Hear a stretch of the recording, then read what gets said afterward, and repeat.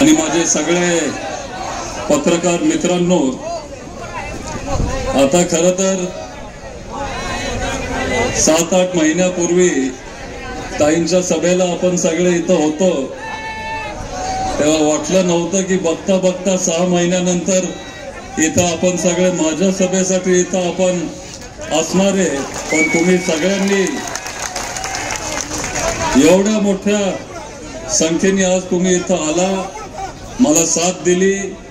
आपण सगळ्यांनी खूप चांगला प्रचार केला. आज आपली सांगता सभा आहे, भरपूर आपण सगळे फिरलो, सगळे आपण वाड्या वस्त्या केले, लोकांपर्यंत आपण पोहोचलो. जे काय पक्षाने तुम्हाला सगळे सूचना दिले ते सगळे तुम्ही लोकांनी केले. पत्रक तुम्ही पोहोचवले, हाऊस टू हाऊस तुम्ही गेला. पवार साहेब आपल्या पाठीमागे आहेत आणि महाराष्ट्राची जनता पवार साहेबांसोबत आहे. त्याच्यामुळे येणाऱ्या 23 तारखेला फक्त महाराष्ट्रामध्ये नाही तर बारामतीत तुतारी वाजणारे म्हणजे वाजणारच.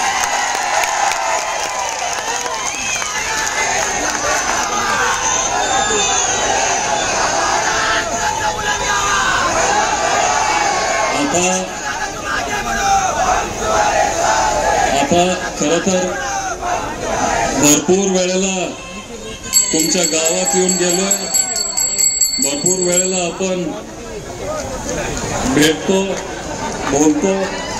आभारी आजोबा, धन्यवाद.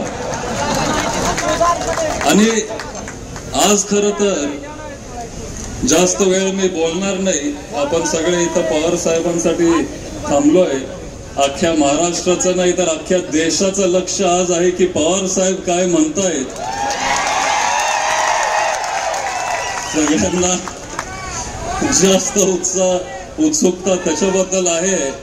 पण 5 मिनिटात आता आपण सांगितलं पाहिजे की आपलं विजन काय असणार आहे किंवा इथून पुढं आपण काय करणार आहे, आपल्याला कुठल्या पद्धतीने कामं करावे लागतील हे तुमच्या गावात आल्यावर मी तुम्हाला सांगत होतो. पण तेव्हा महत्वाचे 4-5 मुद्दे सांगितले. त्याच वेळेला तुम्हाला सगळ्यांना सांगितलं की मुद्दे अनेक आहेत, पण आजच्या सभेत थोडं खोलात जाऊन मी तुम्हाला सगळ्यांना ते सांगू इच्छितो. एक तर तालुक्यामध्ये सगळ्यात महत्वाचा प्रश्न हा पाण्याचा प्रश्न आहे. फक्त जिरायत भाग नाही तर अनेक गावं आहेत जिथं प्यायला सुद्धा पाणी नाहीये. बेसिक सुविधा आज बारामतीकरांना मिळत नाहीये आणि त्याच्यामुळं आपण सुरुवातीला पाण्यावर आपण काम करणारे. जिरायत भाग बागायत कसा आपल्याला करता येईल ह्याच्यावर आपण कष्ट घेणार, आपण काम करणार. जानाई सिरसा योजना, पुरंदर उपसा योजना ही योजना आणली पवार साहेबांनी. 80% काम पवार साहेबांच्या काळात झालं, पण 20% काम जे राहिलंय, जे चाऱ्या राहिलेत, जे कनाल दुरुस्त करायचे राहिलेत, जे पाईपलाईन राहिलेत, जे वाड्या वस्त्या राहिलेत, ते काम आपण करणार. तिथपर्यंत आपण पाणी पोहोचवणार. आणि जर तुम्ही मला जिल्हा नियोजन मंडळाच्या मीटिंग मध्ये पाठवलं तर मग इंदापूर, दौंड, आजूबाजूचे जे आमदार आहेत ते तिथं ताकदीने लढतात. आपण का कमी पडतो मला माहिती नाही, पण जर मला तुम्ही त्या मीटिंग मध्ये पाठवलं तर तेवढ्याच ताकदीने मी लढणार आणि पाणी आणल्याशिवाय मी शांत राहणार नाही. आणि मला इंदापूर, दौंड किंवा दुसऱ्या कुणाचं पाणी नकोय. जे पाणी त्यांचं आहे त्यांना मिळू दे. पण ही योजना आणली एका बारामतीकरांनी, आणली पवार साहेबांनी, आणि आपल्याला आपलं हक्काचं पाणी मिळत नाही. ते पाणी आणल्याशिवाय मी शांत राहणार नाही. हा शब्द मी तुम्हाला सगळ्यांना इथं देतो. आपला एक फाउंडेशन आहे, शरीर फाउंडेशन आहे.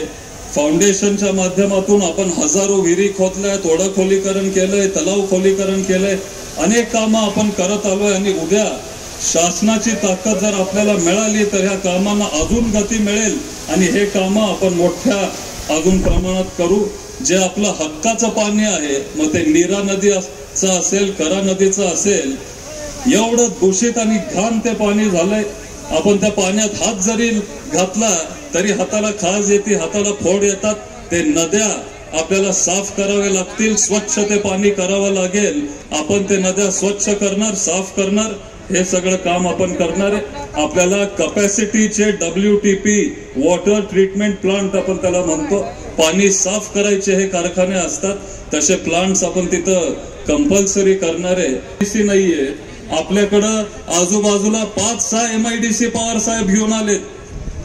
पंधरेमध्ये असेल, आपलं बारामती असेल, जेजुरी, कुरकुम, वालचंदनगर, लोणंद, अनेक MIDC साहेब इथं घेऊन आले।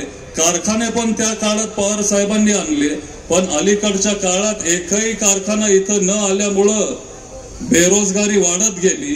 आपल्या मुलांना मुलींना हाताला काम दिलं पाहिजे, आपण नवीन कारखाने बारामतीमध्ये आणणार, हा बेरोजगारीचा प्रश्न आपण मार्गी लावणार। आणि तुम्हाला आधी सांगितलंय गावात, पण आता सगळ्यांसमोर सांगतो की माझं स्वप्न आहे की साहेबांनी जशी हिंजवडी काढली पुण्यात, तसाच एक IT पार्क आपण बारामतीत काढणार आहे।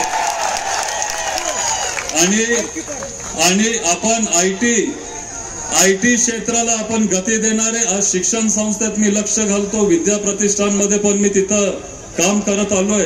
सगळ्यात जास्त मागणी जर कुठल्या कोर्ससाठी असेल तर ती IT साठी आहे, कम्प्युटर साठी आहे।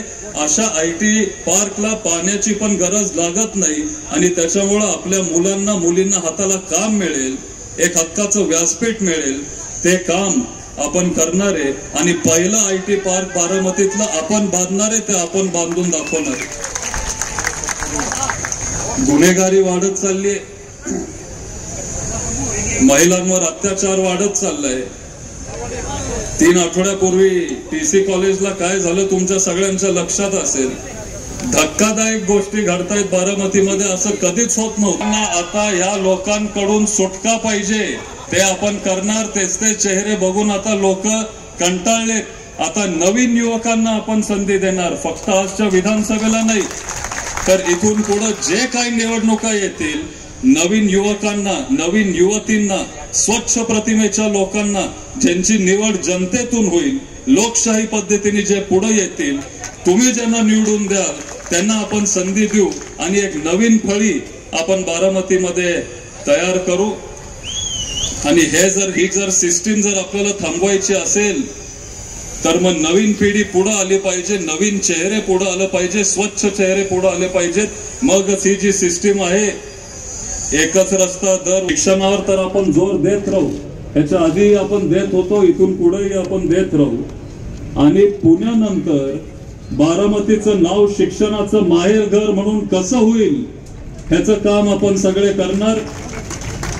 आज खरं तर तुम्हाला सगळ्यांना सांगायला मला अभिमान वाटतो की मराठीमध्ये लोक त्याला कृत्रिम बुद्धिमत्ता म्हणतात, इंग्लिशमध्ये त्याला आपण आर्टिफिशियल इंटेलिजन्स म्हणतो, थोडक्यात त्याला AI आपण म्हणतो इंग्लिशमध्ये, मराठीत कृत्रिम बुद्धिमत्ता। आज तुम्हाला आश्चर्य वाटेल, पण विद्या प्रतिष्ठानमध्ये पवार साहेबांच्या मार्गदर्शनाखाली भारतातलं पहिलं AI कॉलेज तुमच्या बारामतीत येतंय। पहिलं कृत्रिम बुद्धिमत्ताचं कॉलेज अख्ख्या देशातलं 2 महिन्यानंतर उद्घाटन होईल। हीच पवार साहेबांची दूरदृष्टी आहे आणि त्यांच्यासारखं नेतृत्व आपल्याला मिळालं, हे आपलं नशीब आहे, हे आपलं भाग्य आहे। अनेक वाड्या वस्त्यांमध्ये मी गेलो, तिथं गेल्यावर तिथली लोक सांगतात की पवार साहेबांनंतर आता तुम्हीच इथं आलाय। आम्ही तरी तिथं गाडींनी गेलो, पवार साहेब तिथं चालत गेले, तिथं सायकलवर गेले, एवढे कष्ट पवार। पण 3 महत्वाचे मुद्दे मी तुम्हाला सांगतो। एक म्हणजे मोफत ST प्रवास, आपल्या सगळ्या बहिणींना मोफत ST प्रवास महाराष्ट्रभर आपण देणार आहे। 5 गॅस सिलेंडर आपण 500 रुपयाला देणार आहे। आणि सगळ्यात महत्वाचं 3 लाख रुपयाची कर्जमाफी शेतकऱ्यांना आपण देणार आहे। 3 लाख रुपयाची कर्जमाफी। आणि जर हे कोण करू शकतं तर साहेबच करू शकतात। कृषी मंत्री असताना 72,000 कोटीची कर्जमाफी त्यांनी केलेली आणि आता पण तसंच आपण शेतकऱ्यांना दिलासा देणार आहे। आणि आमच्या बहिणींसाठी, सगळ्या महिलांसाठी, मुलींसाठी आपण महालक्ष्मी योजना घेऊन येतोय आणि या महालक्ष्मी योजनेच्या माध्यमातून महिन्याला आपल्या बहिणींना 3,000 रुपये आपण देणार आहे। 3,000 म्हणजे आता जे यांनी दिलं त्याचं दुप्पट, डबल आपण देणार आहे। दुप्पट जरी दिलं तरी तेलाचा डब्बा वाढवणार नाही, काळजी नका करू. खोबरं, डाळी, तेल आम्ही वाढवणार नाही, हे मी आज तुम्हाला सगळ्यांना सांगतो. आणि महत्वाचं म्हणजे शेवटी पवार साहेबांचा स्वाभिमानाचा विषय, जनता आहे जे इथं उपस्थित आणि बारामतीतले जे स्वाभिमानी लोक आहेत त्यांची कामं झाली पाहिजेत. ती सगळी कामं आपण इथून पुढे करू, एवढंच मी तुम्हाला सगळ्यांना सांगतो. परत एकदा तुम्ही सगळे मोठ्या संख्येने आज तुम्ही इथं, आज परत एकदा सांगतो, मोठ्या संख्येने तुम्ही आज इथं उपस्थित राहिला त्याबद्दल सगळ्यांचा मनापासून आभार व्यक्त करतो आणि इथं थांबतो. जय हिंद, जय महाराष्ट्र.